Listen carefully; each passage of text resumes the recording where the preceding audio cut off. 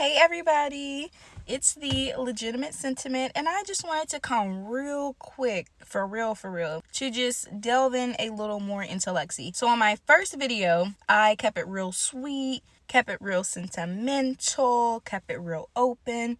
But in this video, I do want to explore the possibility, the scenario that Lexi is actually a fucking liar, because she very may well be, okay? Like I said in my last video, I'm not vilifying either side, but this is just a scenario because we do not know what's going on, and they say wait till season 7, which, good job, because I will be watching.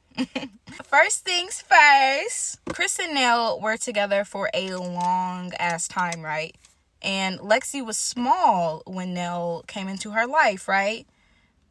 So Lexi can be mad that her family is not together, and although that they're not together, Chris and Nell could have definitely made it a priority for Lexi to be immersed into the family vibe, for her to come visit and all of that good stuff. Because Lexi did say that, I never come to dinners, but she did say Nell is a good ass cook, and her plate was fucking clean. Your little expensive ass white car after I dropped $22,000. I would love to have a plate.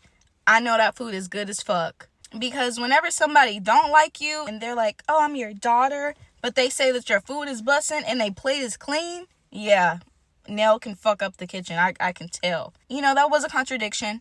Honestly, I think what really could debunk Lexi's claim, if she is a liar, is some family photos and honestly shit like that. I do want to be fair on both sides.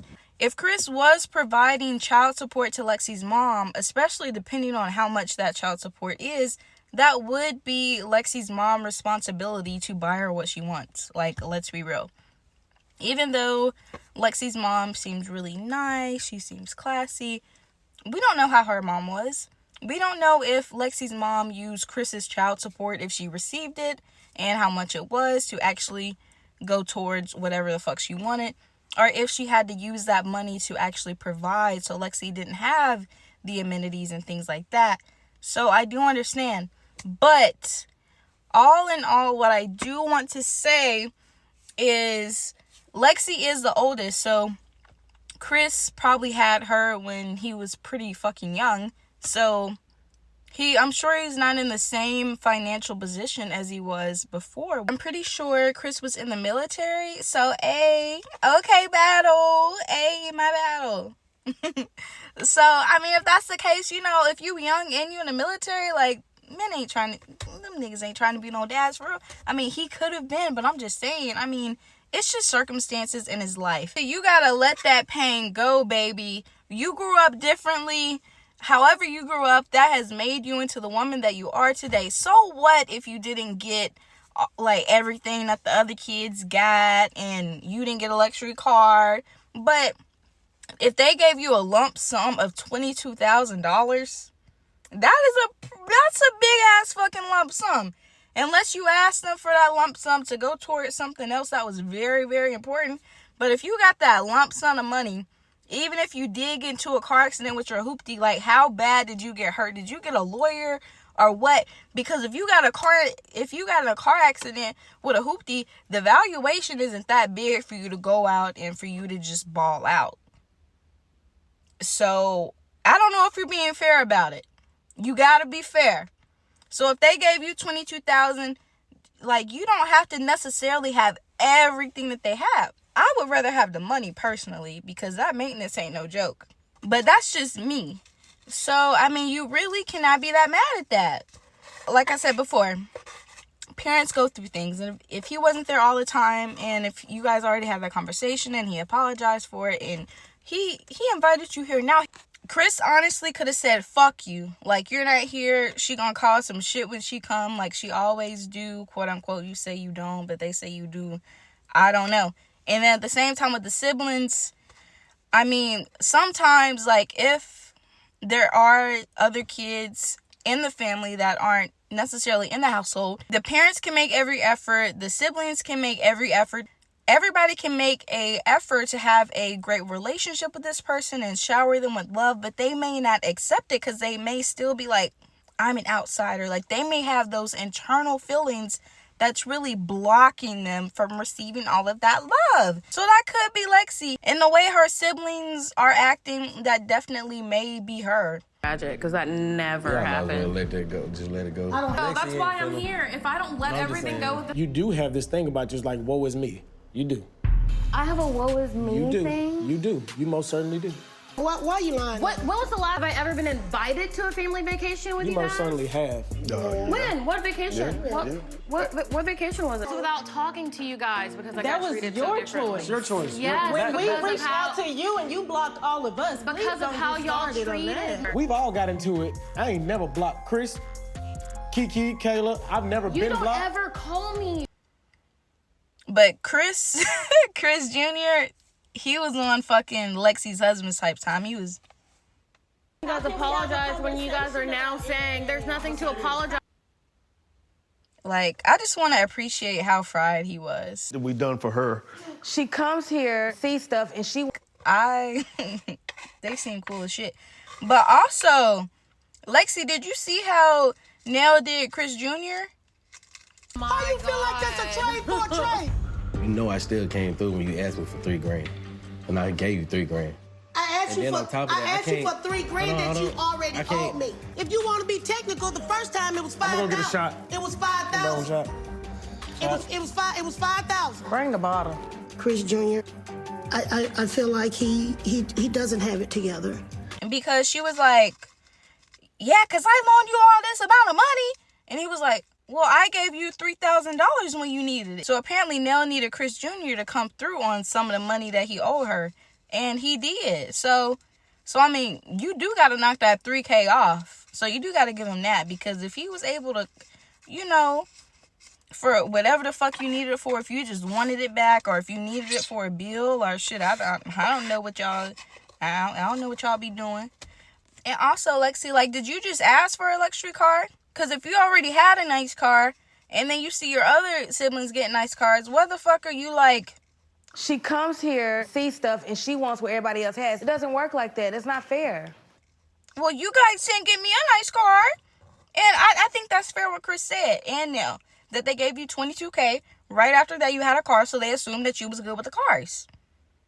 At one point of time, a large lump sum of money was given, in not less than a month, you had another car.